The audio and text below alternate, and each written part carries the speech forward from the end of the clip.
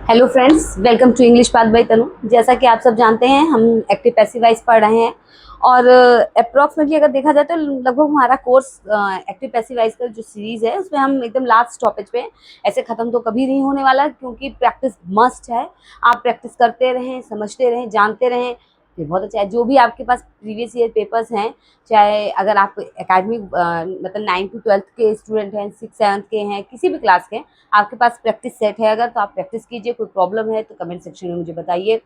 और अगर आप कॉम्पिटिशनल एग्ज़ाम के हैं, कॉम्पिटिटिव एग्ज़ाम से जुड़े हुए हैं, तब तो आपके पास प्रैक्टिस का भंडार होगा क्योंकि बहुत कुछ रहता है। इतने सारे पेपर्स, एसएससी, रेलवे, बहुत सारे पेपर्स ऐसे होते हैं, एग्ज़ाम्स हैं जिनके पेपर्स आपको मिल जाएंगे। आप प्रैक्टिस कीजिए उनकी।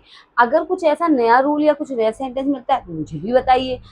हो सकता है कि कोई ऐसा रूल हो, क्योंकि देखिए ये जो मैं पढ़ा रही हूँ ये एक बेसिक स्टार्ट है एक्टिव पैसिव का, और इसमें बहुत कुछ ऐसा है जो कॉम्पिटिटिव एग्जाम्स के लिए भी इसेंशियल है। बट अगर इन एनी कंडीशन अगर ऐसा होता है कि आपको कुछ ऐसा नया मिल जाए, क्योंकि आज हम कुछ ऐसे ही स्पेशल रूल्स जानेंगे, ठीक है। क्योंकि हम जब से एक्टिव पैसिव पढ़ा तो सबसे पहली ये चीज़ होती है कि बिना ऑब्जेक्ट के तो एक्टिव पैसिव बनेगा ही नहीं। लेकिन आज हम ये भी देखेंगे कि अगर ऑब्जेक्ट नहीं है तो भी पैसिव वॉइस बनेगा। यही मेरा कहना है कि समय के साथ साथ जैसे सभी लोगों की लाइफ एडवांस होती है, चीज़ें बदलती हैं, डेवलपमेंट हो रहा है, इम्प्रूवमेंट हो रहा है, वैसे ही ग्रामर में भी एडवांस लेवल बढ़ता चला जाता है। वो अपने लेवल को हाई करता जा रहा है। पहले ये था कि ऑब्जेक्ट नहीं है तो एक्टिव पैसिव वॉइस नहीं बन पाएगा, लेकिन अब ऐसी-ऐसी कंडीशंस हैं, कुछ ऐसे रूल्स हैं जो आज मैं स्पेशल रूल्स में आपको पढ़ाऊँगी, कुछ डिफरेंट रूल्स, जिसके तहत आपको पता चलेगा कि अरे इस कंडीशन में भी पैसिव वॉइस बन सकता है। इस कंडीशन के साथ भी हम पैसिव वॉइस बना सकते हैं, उनको क्या कर सकते हैं, जान सकते हैं, ठीक है?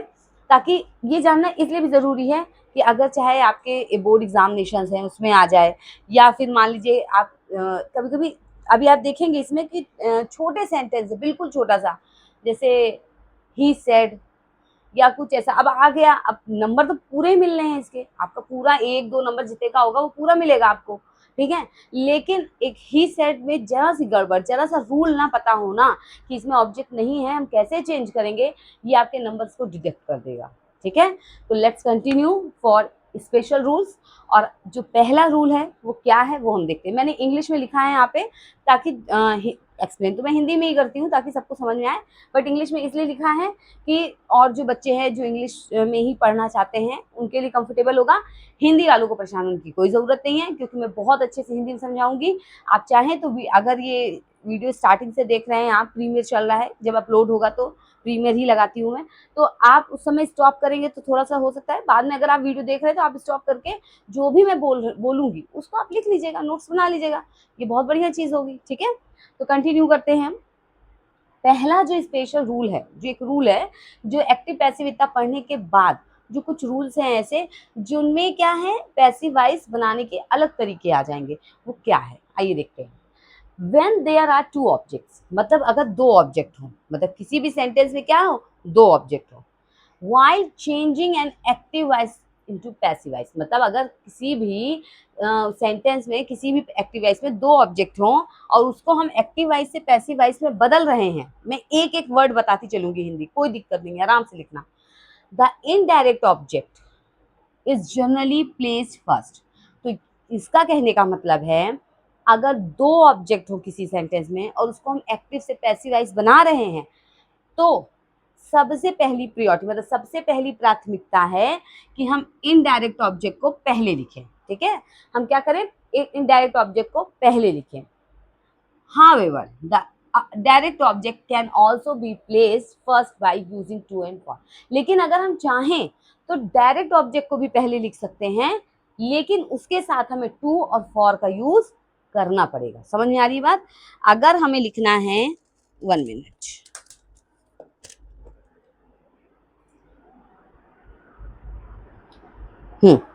ठीक है। मतलब कि ये है कि अगर आप इनडायरेक्ट ऑब्जेक्ट पहले लिख रहे हैं तो आप वैसे ही पैसिव वॉइस बना दीजिए। लेकिन अगर आप डायरेक्ट ऑब्जेक्ट लिखना चाह रहे हैं कि हम डायरेक्ट ऑब्जेक्ट पहले लिख दें तो आप उसके साथ टू और फॉर का यूज भी करिए। अब डायरेक्ट और इनडायरेक्ट ऑब्जेक्ट होता क्या है, ये कहानी क्या है, ये जानते हैं पहले, ठीक है, कि डायरेक्ट और इनडायरेक्ट ऑब्जेक्ट होते क्या है। देखिए, डायरेक्ट ऑब्जेक्ट है क्या? डायरेक्ट यानी अगर शुद्ध समझो एकदम प्रत्यक्ष, मतलब जो एकदम डायरेक्ट तुरंत जो है, जो मतलब एग्जैक्ट चीज है। आई गेव हिम मनी, मैं उसे देता हूँ। तो सबसे पहले पूछो क्या देते हैं, ठीक है, क्या दे रहे हैं? तो मनी। तो यानी डायरेक्ट ऑब्जेक्ट क्या है? मनी है। समझ में आ रही बात? डायरेक्ट ऑब्जेक्ट क्या है? मनी है। समझ में आ गई बात? और इनडायरेक्ट ऑब्जेक्ट क्या होता है? इनडायरेक्ट ऑब्जेक्ट वो है जो डायरेक्ट ऑब्जेक्ट को रिसीव करता है, ठीक है। डायरेक्ट ऑब्जेक्ट को जो रिसीव कर रहा है, जो ले रहा है, वो इनडायरेक्ट ऑब्जेक्ट है। तो पैसे कौन ले रहा है? हिम ले रहा है। तो हिम इनडायरेक्ट ऑब्जेक्ट है। समझ में आ गई बात? एक बार और समझाती हूँ, एक बार और समझाती हूँ। डायरेक्ट ऑब्जेक्ट क्या है? डायरेक्ट ऑब्जेक्ट वो है जो चीज, जो वर्ब कर रहा है। आई गिव, मैं देता हूँ क्या? मनी, पैसे। तो ये डायरेक्ट ऑब्जेक्ट है। और इनडायरेक्ट ऑब्जेक्ट क्या है? जो रिसीव कर रहा है। अब देखिए यहाँ पे क्या है, दो ऑब्जेक्ट है ना। आई गिव में देता हूँ, क्या देता हूँ? मनी। किसे देता हूँ? हिम, उसे देता हूँ। तो दो ऑब्जेक्ट है, तो जो दिया जा रहा है वो डायरेक्ट ऑब्जेक्ट है, और जिसे दिया जा रहा है मतलब जो रिसीव कर रहा है, किसको? डायरेक्ट ऑब्जेक्ट को। जो रिसीव कर रहा है वो कौन है? Indirect object. यहाँ बैठा लेना अच्छे से, समझ में आ गई बात? मैं एक बार बोल दे रही हूँ फिर से। जब दो ऑब्जेक्ट होंगे और एक्टिव से पैसिव वॉइस हम बनाएंगे, तो क्या करेंगे? इनडायरेक्ट ऑब्जेक्ट को हम जनरली, मतलब सामान्यतः इनडायरेक्ट ऑब्जेक्ट को ही पहले रखा जाता है। लेकिन अगर हम चाहते हैं कि हम डायरेक्ट ऑब्जेक्ट से पैसिव वॉइस बनाएं, डायरेक्ट ऑब्जेक्ट को सब्जेक्ट बनाकर उससे पैसिव वॉइस बनाएं, तो हमें टू और फॉर का यूज करना पड़ेगा। समझ में आ गई बात? अब चेंज करते हैं, चेंज करिए। आई गेव हिम मनी, ठीक है। तो हमें क्या पहले लेना है? हम इनडायरेक्ट ऑब्जेक्ट पहले लेंगे, यानी हिम क्या है? हिम है। तो क्या हो जाएगा? ही। ये कौन सा है? पास्ट इंडिफिनिट है। क्या लगेगी? वॉज। वॉज और लगता है सब। He was given, he was given money by me. समझ में आ गई बात? कि समझ में आई बात? समझ में आ गई बात? क्या होगा? ही वॉज गिवन मनी, क्या होगा? ही was given money by me. Is it clear? समझ में आया? हमने क्या किया? हमने इनडायरेक्ट ऑब्जेक्ट था, जैसा कि इसमें लिखा है मैं उसी के अकॉर्डिंग चलती हूँ, ठीक है। हम क्या करेंगे? इनडायरेक्ट ऑब्जेक्ट जनरली हमने लिखा कि ही वॉज गिवन क्या? मनी बाय मी, ठीक है। अब क्या है? अब अगर मान लीजिए, अब हमने सोचा कि इनडायरेक्ट ऑब्जेक्ट से तो बना लिया है, लेकिन अब हमें बनाना है indirect object, sorry direct object से, ठीक है। ये क्या है? इनडायरेक्ट ऑब्जेक्ट था, उससे हमने बना लिया। अब डायरेक्ट ऑब्जेक्ट मनी, तो क्या हो जाएगा? Money was given. इन सब में कोई चेंजिंग नहीं, ये तो सब सेम रहेगा। मतलब हेल्पिंग वर्ब क्या लगानी है, टेंस में क्या कैसे क्या चेंजिंग करनी है, थर्ड फॉर्म लिखनी है, सब कुछ वैसे ही रहेगा। तो मनी वॉज गिवन। अब क्या है? जब हम डायरेक्ट ऑब्जेक्ट यूज करते हैं तो टू या फॉर का यूज करते हैं, तो क्या होगा? अब आप अगर थोड़ा सा प्रीपोजिशन पढ़े या थोड़ी सी अंडरस्टैंडिंग बनाएंगे, अभी आगे तो हम लोग पार्ट ऑफ स्पीच पढ़ेंगे तो प्रीपोजिशन पढ़ेंगे अच्छे से, बट अगर थोड़ा सा अंडरस्टैंडिंग आप रखो तो आप समझोगे money was given to him ही होगा, फॉर हिम तो होगा नहीं। अगर हमने लिख दिया कि फॉर मनी, अब मैं डिफरेंस बता देती हूँ। Money was given for him, तो पैसा उसके लिए दिया जा रहा था, लेकिन यहाँ ये बात नहीं की जा रही है। यहाँ कहा जा रहा है पैसा उसे दिया जा रहा है। समझ में आ रही है बात? डिफरेंस समझो फॉर और टू का। यहाँ पे आपका एक गलत प्रीपोजिशन पूरे सेंटेंस को चेंज कर देगा, उसकी मीनिंग को चेंज कर देगा। समझ में आ रही बात? अगर मैंने लिख दिया कि money was given for him, मतलब पैसा उसके लिए दिया जा रहा था, लेकिन यहाँ ये बातें ही नहीं की गई। यहाँ क्या कहा गया है? आई गेव हिम मनी, मैं उसे पैसा दे रहा, उसको पैसा देने की बात की गई ना। तो money was given to him by me. समझ में आ गई बात? इतना क्लियर हुआ? Money was given to him by, money was given to him by me. समझ में आ गया इतना? ये क्लियर हुआ? He was given money by me, money was given to him by me. समझ में आया रूल? इसको बहुत अच्छे से समझ लेना। कभी कभी ऐसा होता है एग्जाम में कुछ भी पूछ सकता है। देखिए बोर्ड एग्जामिनेशन में भी कह नहीं सकते, क्योंकि समय के साथ क्या है, एसएससी, रेलवे, जितने भी ये सब कॉम्पिटिटिव एग्जाम, इनका लेवल हाई हो रहा है अच्छा खासा हाई हो रहा है, इसमें कोई कमी ये लोग कर नहीं रहे हैं। तो जब इनका लेवल तो हाई हो रहा है तो यूपी बोर्ड या जैसे बोर्ड एग्जामिनेशन का कोई कहा नहीं जा सकता है, तो इसलिए हमें रूल्स पता होने चाहिए अच्छे से। समझ में आ गई बात? ठीक है, अब हम लोग नेक्स्ट रूल पढ़ेंगे कि नेक्स्ट रूल क्या है नया, कोई स्पेशल चेंजिंग रूल क्या है। ओके, तो अब नेक्स्ट देखिए जो नेक्स्ट रूल है वो क्या है। अब नेक्स्ट जैसा कि आप बोर्ड में देख रहे हैं लिखा विदाउट ऑब्जेक्ट, अगर ऑब्जेक्ट है ही नहीं, ठीक है, अगर ऑब्जेक्ट है ही नहीं तो हम क्या करेंगे, ठीक है, तब हम क्या करेंगे, कैसे बनाएंगे उसको पैसिव वाइज। तो उसको ऐसे ऐसे मैटर में जब पैसिव वाइज बनाना है और हमारे पास जो सेंटेंस है उसमें ऑब्जेक्ट है नहीं, ये तो मैंने ये एग्जांपल दिया है, एक और मैं आप लोग को दे देती हूँ एग्जांपल। जैसे नहीं, क्योंकि इसमें इट लगा हुआ है तो शायद आप लोग को लगे कि इट तो इसमें पहले से है। आई सेड, एक ही दे देती हूँ।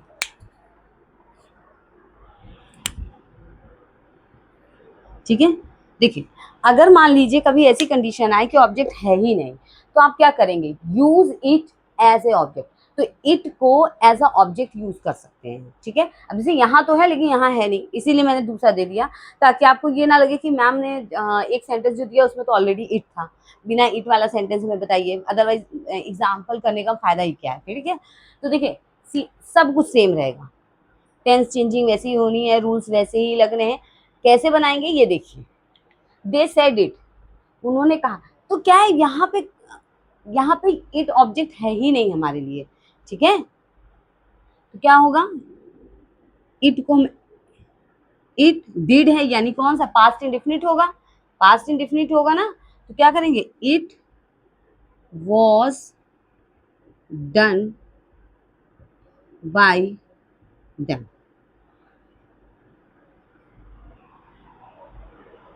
ठीक है, it was done by them, ठीक है। अब देखिए आई सेड है तो क्या होगा, अब हमें पता है यहाँ तो है ही नहीं ऑब्जेक्ट बिल्कुल, तो क्या कहते हैं, इट ही यूज कर लेंगे। सेड है तो यानी वर्ब की सेकंड फॉर्म लगी है, ये वर्ब की क्या है, सेकंड फॉर्म लगी है, सेकंड फॉर्म लगी है तो हम क्या यूज करेंगे इसमें, क्या वॉज वर ही तो यूज करेंगे, क्या होगा, it was said bye me. समझ में आ रही बात, क्या हो जाएगा, इट वॉज सेड बाय मी, सीधा नहीं लिखा क्या,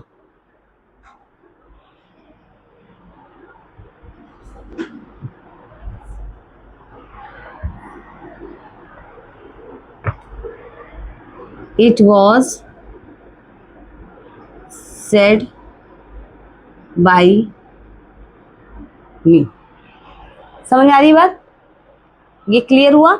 अगर ऑब्जेक्ट नहीं है तो हम इट का यूज ऑब्जेक्ट की तरह कर लेंगे, उसको ऑब्जेक्ट में और पूरा सेंटेंस बना दीजिए आप। भाई हमें पता है कि वर्ब की सेकंड फॉर्म और कोई भी हेल्पिंग वर्ब ना लगना ये किसमें होता है, पास्ट इंडेफिनिट में होता है, तो हमने वॉज लगा दिया, इट के साथ वॉज लगता है, सेट का सेट कर दिया, वही थर्ड फॉर्म होती है, बाई लगा दिया और जो सब्जेक्ट है उसको ऑब्जेक्ट बना दिया, बस हो गया, ठीक है। अब नेक्स्ट देखते हैं, अब ये कौन सा स्पेशल नेक्स्ट रूल है जो हमें पैसिव वॉइस में जानना है, जो नया रूल चला आ रहा है जिससे हम एक्टिव से क्या करेंगे, पैसिव वॉइस में चेंजिंग करेंगे। ओके, तो अब थर्ड रूल जो है वो क्या है, थर्ड रूल हमारा क्या है, अगर कभी ऐसी कंडीशन आ जाए कि मॉडल वर्ब, जैसे कि आप देख रहे हैं यहाँ लिखी है, will, would, shall, should, may, might, can, could, must, it's, मतलब कि एक्स्ट्रा में बहुत सारी मॉडल ऑक्सिलरी वर्ब्स होती हैं जो रहती हैं, अगर ये वर्ब आ जाती हैं तो हम कैसे चेंजिंग करेंगे। जैसे डायरेक्ट में हमने पढ़ा था ना कि अगर ऐसी वर्ब विल को वुड में चेंज करते थे, सेल को शुड में, मे को माइट में, कैन को कुड में, लेकिन would, should, might, could, must in सबकी चेंजिंग नहीं होती थी ना। तो अगर इसी तरह यहाँ पे भी एक्टिव टू पैसिव वॉइस में आ जाता है तो हम क्या करेंगे, simple rule, fundamental basic rule जो है एक्टिव पैसिव वॉइस का वही अप्लाई करना है, कुछ और तीन तामझाम नहीं है ऐसा। सिर्फ जो एक चीज है वो क्या है कि मॉडल वर्ब, कि ये जो मॉडल वर्ब है इसके साथ बी लगा देंगे, मतलब जैसे आप लोग फ्यूचर में नहीं बनाते थे, फ्यूचर इंडेफिनिट में, फ्यूचर इंडेफिनिट में सिंपल फ्यूचर टेंस में होता था ना, बी विल शैल के साथ बी लगा देते थे, बी सेम वही चीज करनी है यहाँ पे। अब सबसे पहले क्या है, जो बेसिक रूल है एक्टिव पैसिव का, पहले आप ऑब्जेक्ट ढूंढ लीजिए। ही शुड हेल्प, उसे मदद करनी चाहिए, किसकी, हिज ब्रदर। तो his brother, his brother should be, help की थर्ड फॉर्म लगेगी, हेल्प्ड हो जाएगा, हेल्प्ड बाय, ही का क्या हो जाएगा, हिम। बस हो गया, समझ में आ गई बात। कुछ ऐसा कुछ ये नहीं है अलग सा, सिर्फ क्या करना है, his brother should be helped by him. समझ में आ गया, ये क्लियर हुआ इतना।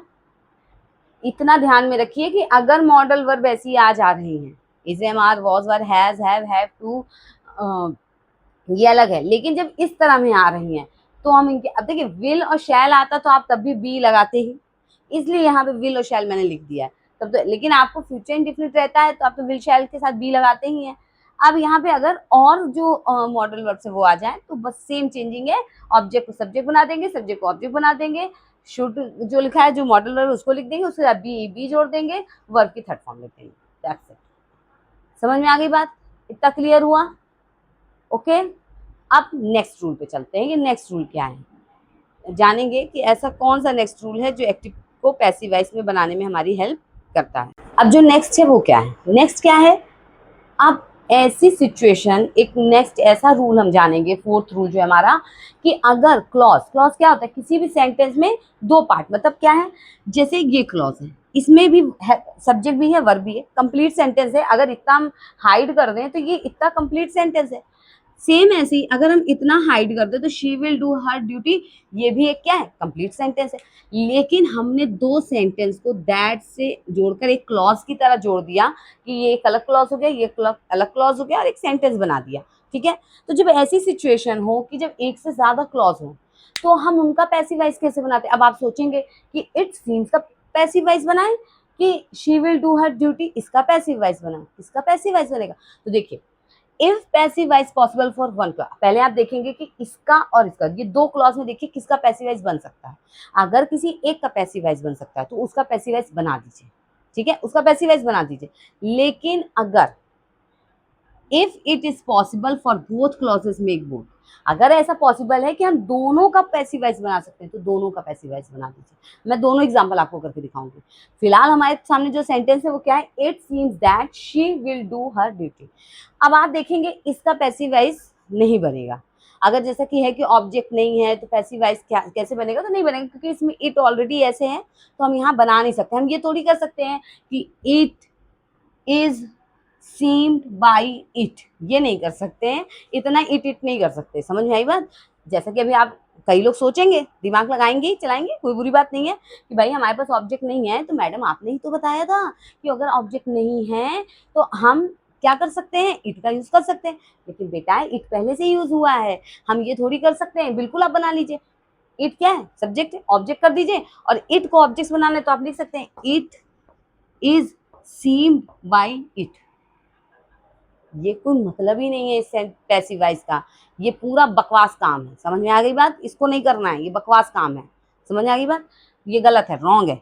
अब क्या करेंगे, हमें उस इस क्लॉज का क्या बनाना पड़ेगा, पैसिव वॉइस क्या होगा, इट सीम्स दैट, ठीक है, she will do her duty, तो वह करेगी, क्या करेगी, हर ड्यूटी, तो her duty will be done by her. समझ में आ गई बात, क्लियर हुआ, क्या होगा, it seems that her duty will be ये नहीं है, डू है, बी विल बी, डू का डन हो गया, बाय हर। समझ में आया इतना, ये क्लियर हुआ, ठीक है। It seems that her duty will be done by her, okay. अब मैं आपको एक दूसरा एग्जाम्पल करके बताती हूँ, एक ऐसा एग्जाम्पल जिसमें दोनों क्लॉज से पैसिव वॉइस बने, तो कैसे बनाएंगे, आइए देखते हैं। ओके, अब देखिए नेक्स्ट, अब नेक्स्ट में क्या है, मैं आपको अब वो पैसिव वॉइस बनाना बताऊंगी जिसमें क्या है, दो क्लॉज हैं। समझ में आ गई बात, जिसमें दो clause, students hope that they would help the needy. तो आप अगर देखेंगे तो यहाँ पे पहले में तो 8 था भाई, इसलिए बना नहीं पाए, यहाँ तो हम कर सकते हैं ऐसे। तो स्टूडेंट्स होप तो क्या हो गए, it was hope by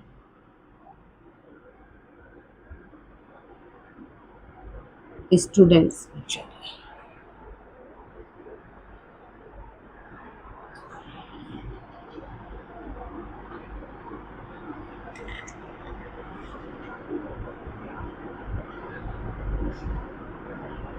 Hoped by students, that it was hoped by students that they would help the needy. The needy क्या होगा, वुड है, क्या हो जाएगा, वुड बी। अभी देखिए, अभी आपको मैंने थोड़ी देर पहले ये रूल बताया था, would be, the needy would be helped, अरे क्या कर दिया, हेल्प बाई लगाने लगी, हेल्प्ड बाई देम। समझ में आ गई बात। हमने यहाँ दोनों देखिए, जब क्या हो आपको ऐसा ऐसा आपको एक्टिव वॉइस मिले, दो क्लॉज हैं, एक से ज्यादा क्लॉज है, तो आप पहले देख लीजिए किसका पैसिव वॉइस बन सकता है, जिसका बन सकता है उसका बना दीजिए। मगर अगर आप देख रहे हैं कि नहीं दोनों क्लॉज का पैसिव वॉइस हम बना सकते हैं, दोनों का बना दो।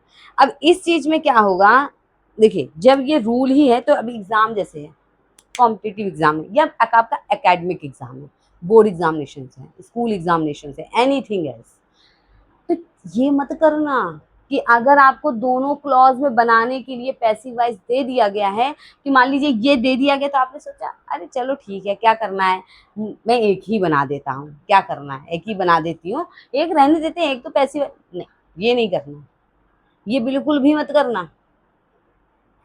अगर ऐसी सिचुएशन है कि दोनों का पैसिव वॉइस, दोनों क्लॉज का पैसिव वॉइस बन सकता है, तो दोनों बना देना चुपचाप, उसमें कंजूसी मत करना कि अरे चलो ठीक है एक तो पैसिव वॉइस बना ही दिया है मैंने, दूसरा ऐसे लिख देंगे चल जाएगा, नहीं। हाँ, एक कंडीशन है, आप कॉम्पिटिटिव एग्जाम दे रहे हैं, आपको ऑप्शंस मिले हुए हैं, क्योंकि आपके पास 4 से 5 ऑप्शन इसलिए कह रही हूँ कि कई जगह क्या है, कई एग्जाम्स में 5 ऑप्शन दिए जाते हैं, A B C D E, ई में हो जाता है कि इन 4 में से कोई भी ऑप्शन नहीं होगा सही। ये भी एक, ये I think UP triple SC के एग्जाम्स में भी होता है, उन्होंने तो स्टार्ट कर दिया आई थिंक। तो क्या होगा, तो ऐसी कंडीशन में क्या है, तब आप ऑप्शन के अकॉर्डिंग लगाइए। अगर आपके ऑप्शन में 4 ऑप्शन 5 ऑप्शन, जो 4 ऑप्शन दिए हैं उसमें अगर ये दिया है कि उसने एक क्लॉज का पैसिव वॉइस ना बना के सिर्फ दूसरे का बना दिया है, और आपको लग रहा है और 3 तो गलत है, यही एक सही, तो फिर टिक लगा देना। अगर उसमें ये है कि इसका नहीं बनाया, इसका सिर्फ बना दिया है, तो भी लगा देना। लेकिन अगर ऑप्शन में दोनों का बना के दिया और आपको पता है कि दोनों बन सकते हैं क्लॉज पैसिव वॉइस, चुपचाप उस पर मार्क कर देना, फिर वहां गड़बड़ मत करना। समझ में आ गई बात, इतना क्लियर हुआ। अब एक लास्ट रूल बचा है, उसको कर लेते हैं, ठीक है, तब ये आपके स्पेशल रूल्स खत्म होगा, और फिर रूल खत्म नहीं होने वाला, बहुत रूल्स आते रहते हैं, कुछ नया खोज लिया, कुछ नया बन गया, कंपटीशन है, जो नया खोज लिया जाए, जो नया बन जाए वो बना दिया जाएगा, आविष्कार होते ही रहते हैं। ठीक है, आइए देखते हैं नेक्स्ट। ओके, तो आगे देखिए, जैसे नेक्स्ट क्या है, ये लास्ट रूल है, स्पेशल रूल्स का लास्ट है, और ऐसे बहुत सारे रूल्स आते हैं, मैं आपको पहले कह चुकी हूँ। इफ टू कम्स आफ्टर, मतलब अगर is, am, are, was, were, has, have, had, अगर इनके बाद टू आ जाए, जैसे कि देखिए इसमें आया है, आ जाए, तो हम कौन सा रूल अप्लाई करेंगे पैसिव वॉइस बनाने के, क्या करेंगे, हेल्पिंग वर्ब लिखेंगे, टू बी लिखेंगे, वर्ब की थर्ड फॉर्म होगी, बाई होगी, और ऑब्जेक्ट होगा। 1 मिनट,